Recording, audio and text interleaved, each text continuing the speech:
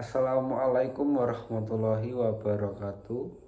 Perkenalkan, nama lengkap saya Jovanka Feriko Firdausi dengan NIM awal 2020 dan NIM akhir 043 dari kelas MBKMC dengan mata kuliah Al-Islam Kemudian 4, tema tugas video ilmuwan muslim dari dosen pengampu Ibu Idaul Hasanah, Universitas Muhammadiyah Malang.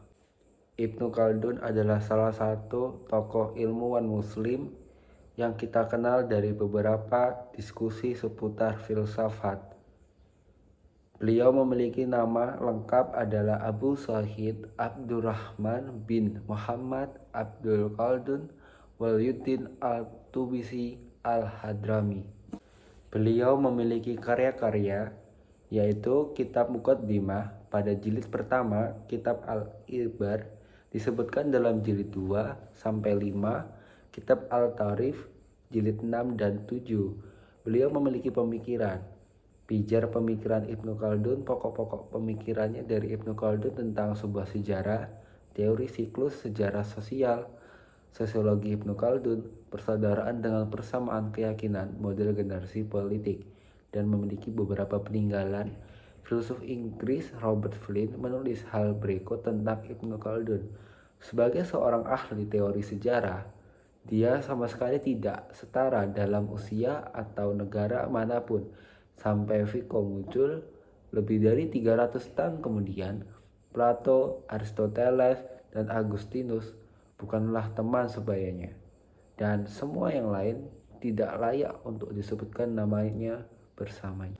Selanjutnya, masa kepemimpinan Ibnu Khaldun ditemukan bahwa suatu negara maksimal dapat bertahan selama 120 tahun. Ia juga membagi masa berdirinya sebuah negara menjadi 3 periode. Periode pertama adalah periode perkembangan sebuah negara. Pada periode ini, umumnya negara dipimpin oleh pemimpin yang kuat, sabar, dan piawai dalam mengatasi persoalan negara. Pada periode ini diperoleh kemapanan suatu negara. Ibnu Khaldun mengemukakan bahwa suatu negara memiliki 5 tahap kondisi pemerintahan. Tahap pertama adalah tahap pendirian dan pertumbuhan negara. Para pendiri negara memiliki sifat fanatisme dalam perjuangan dan pertempuran dalam memperoleh kekuasaan. Selanjutnya, masa pendidikan Ibnu Khaldun di Tunisia dalam jangka waktu 18 tahun, yaitu antara tahun 1332 hingga 1350 Masehi. Ibnu Khaldun mengawali pendidikannya dengan membaca dan menghafal Al-Quran. Seperti kebiasaan yang budaya pada masanya, pendidikan Ibnu Khaldun dimulai pada usia yang dini dengan pengajaran yang ketat dari guru pertamanya, yaitu orang tuanya sendiri. Kemudian barulah beliau menimba berbagai ilmu dari guru-guru yang terkenal pada masanya sesuai dengan bidangnya masing-masing. Misalnya, mempelajari bahasa Arab dengan sastranya, Al-Quran dengan tafsirnya, hadis ilmu-ilmunya, ilmu tauhid, fikih, filsafat, dan selanjutnya ilmuwan muslim dari Ibnu Sina masa kejayaan 980 hingga Juni 1037 Masehi yang di barat dikenal sebagai Avicenna adalah seorang polimat yang dipandang sebagai dokter, astronomer, dan penulis terpenting dari zaman keemasan Islam dan dianggap sebagai filsuf paling berpengaruh di era pramodern. Bagi banyak orang, beliau adalah bapak kedokteran modern dari sekitar 450 judul yang ditulisnya. 240 diantaranya selamat dan bertahan hingga hari ini, yang diantaranya terdapat 240 judul dalam bidang filsafat dan 40 judul dalam pengobatan. Karyanya yang paling terkenal adalah Al-Qanun fi Al-Tib, buku pengobatan, sebuah ensiklopedia medis yang menjadi buku rujukan dan standar di bidang kedokteran pada berbagai universitas. yang terus digunakan selama berabad-abad hingga sekitar tahun 1650. Ibnu Sina lahir pada 980 di Afsanah, daerah dekat Bukhara, sekarang wilayah Uzbekistan, dan meninggal pada bulan Juni 1037 di Hamadan, Persia, sekarang Iran. Pada masa itu, Kesultanan Salmania di Bukhara sedang diguncang konflik internal setelah sebelumnya menjadi salah satu sentral kebudayaan menyaingi Baghdad. Ayahnya berasal dari Bait, sedangkan ibunya berasal dari desa setempat di sini. Masa pendidikannya selama belajar Armenika Hindia, Ibnu Sina juga kerap mendatangi Ismail al-Zahid, seorang sufi dan ulama mazhab Hanafi yang terkenal di Bukhara, untuk belajar fikih dan jurisprudensi, hingga mahir untuk melakukan pembelaan hukum sesuai kebiasaan zaman itu. Lama dari itu, setelah pendidikannya merasa agamanya cukup, seorang filsuf bernama Abu Abdullah An-Natili datang ke Bukhara dan tinggal di rumah keluarga Ibnu Sina atas undangan ayahnya.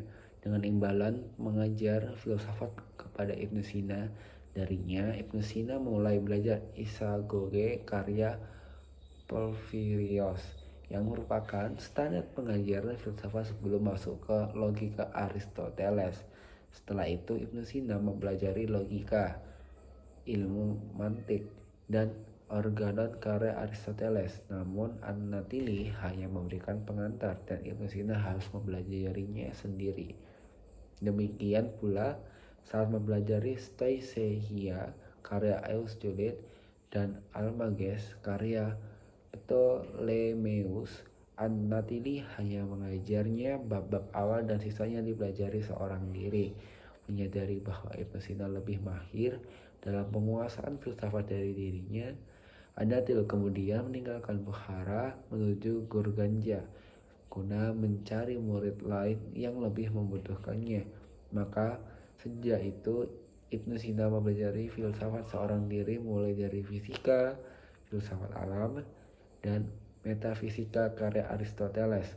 Berikut berbagai karya pengantar tentangnya, juga berbagai karya tentang pengobatan secara luas dan mendalam, dan ketika Ibnu Sina berusia 16 tahun. Selanjutnya kita lanjut lalui beberapa karya Ibnu Sina dalam bentuk kitab atau buku. Yang pertama ada Al-Qanon fi al-Tib tentang kedokteran, kitab Al-Shifa buku penyembuhan, Muhtasar Al-Afsat ringkasan tengah, Al-Maddah Al-Maddah wal Ma'ad masa awal dan masa kembali, kitab Al-Ma'ad buku masa kembali, Al-Arsad Al-Kuliah observasi umum, Muhtasar ringkasan Al-Maghaz Ptolemeus, Mantik Al-Masyriqin logika timur, kitab Al-Hidayah buku Hidayah. Lalu apa yang bisa kita pelajari dari, yaitu tentang ikhlas dalam menjalankan sesuatu semata-mata karena Allah Ta'ala, pantang menyerah dan tidak mudah putus asa yang dimiliki oleh Ibnu Sina. Demikian yang dapat saya sampaikan di pertemuan video keilmuan Muslim. Terima kasih. Wassalamualaikum warahmatullahi wabarakatuh.